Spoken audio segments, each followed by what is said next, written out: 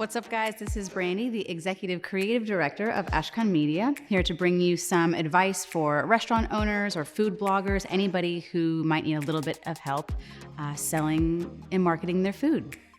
If you're a restaurant owner right now, you know just how important it is to sell your food to people before they even get to the door. I mean, nowadays they don't even get through your door because of how popular to-go orders are right now.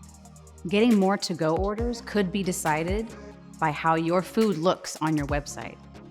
Your business depends on it. So what are you supposed to do when you don't really have the money right now to hire a professional to get pictures of your food?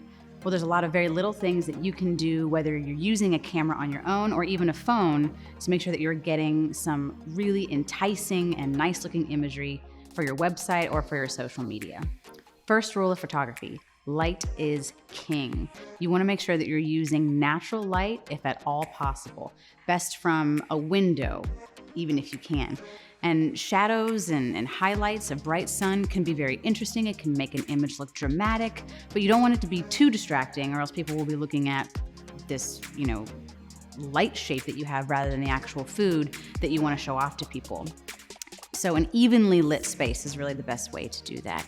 And make sure too, especially if you're on a phone, what you want to do is you want to make sure you click on that little part of the screen, the brightest part of the screen, so that whenever you're taking your picture, it exposes to that part so you don't have this crazy blown out bright image. Secondly, you want to actually make sure that your food looks good. Don't be using old plates of food. Don't bring droopy lettuce onto the plate. Present the plate like it's for the queen. And I'm sure that your chefs and your cooks already know how to do this. Arrange things in a pleasing way and make sure that that plate is super clean. The angle of your camera or of your phone can be the biggest difference in your picture just looking like a dusty snapshot of your food.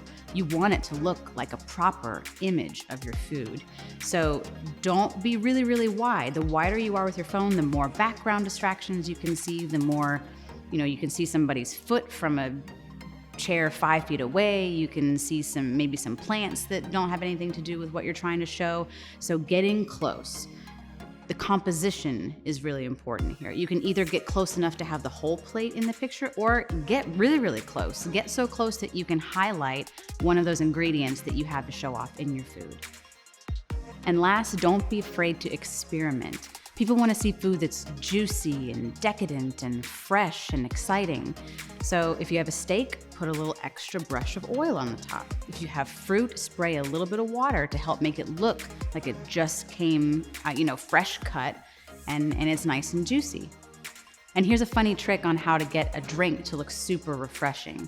If you take your bottle or your glass or what have you, maybe the drink that you want to show off isn't super cold yet, or you haven't had the glass actually sitting in the refrigerator, you can rub a little bit of Vaseline on it and then actually spray that with a water bottle. The Vaseline helps the water droplets stick to the bottle so it looks super cold and refreshing.